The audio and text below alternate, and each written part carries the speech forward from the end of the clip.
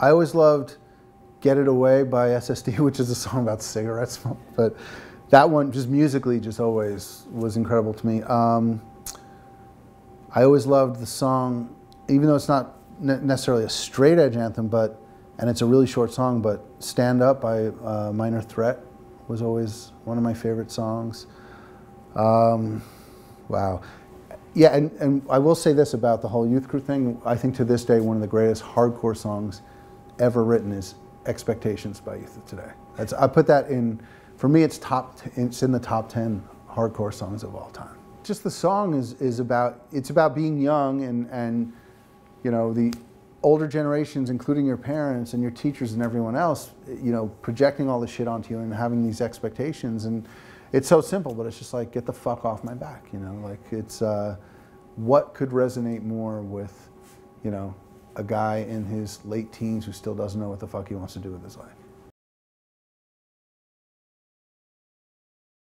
I'm sure a lot of guys are saying A7, and a lot of people went to more shows there than I did. I went when like the Young and the Useless were playing because like my friends were in the band, but really, I guess now that CB's is closed, I miss it the most because I played, even before I was in the I played my first show at CB's in 1981 in a rockabilly band, and my last show in 2006. So I played there for a quarter of a century, so I miss CB's.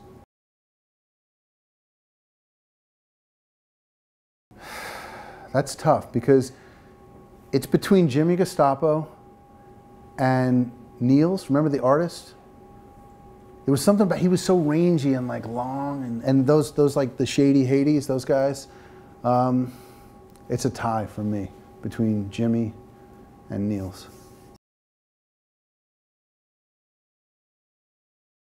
It was Fear on Saturday Night Live because I was actually, someone came and rang my buzzer. And I was like, nah, I'm too tired. That's the one. Because I saw the Misfits at Gildersleeve's. I saw the Misfits in like weird places like high school gyms, but no, it was Fear on Saturday Night Live.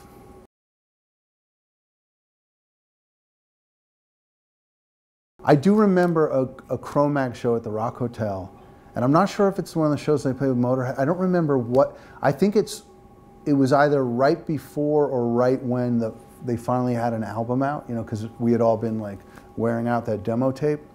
But I remember a Rock Hotel Cro-Mag show where literally when they started playing, every human being in that place, from the exit doors in the back to the front of the stage, was like moving in unison, and you could feel the building moving. And I remember getting goosebumps, and that was the most incredible feeling I ever had at a hardcore show, and that was way late. And you know, and then I'd have to go back to seeing the Bad Brains in '81 as the moment where I thought, I've never seen or heard anything like this in my life, and I want to be a part of this.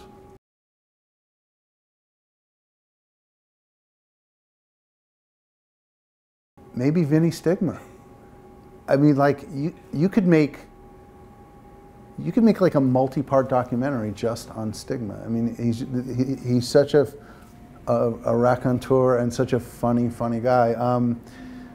You know, yeah, there are a few, but he's probably not only one of the godfathers of hardcore, but maybe the godfather of the little-known comedy genre, New York hardcore comedy.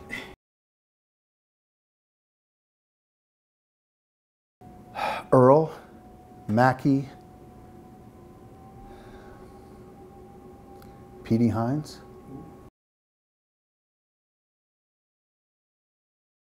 I have friends who are in a band called World Be Free, so I'm going to mention them, and the music I've heard kicks ass.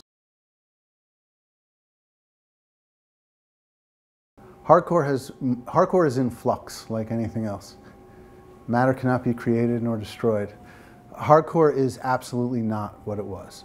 Regional, real, genuine hardcore, you know, regional, reactionary, visceral, primitive hardcore is dead. Hardcore has morphed into other things, and I don't mean to disparage those things, but yes, the hardcore of 1982 is dead. And the hardcore of 1987, which was a very different thing from the hardcore of 1982, is dead.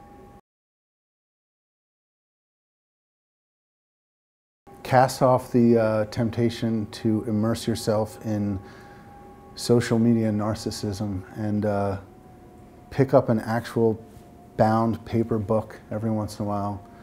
Turn off everything that's connected to the internet for big chunks of multiple hours and spend time with the people you love.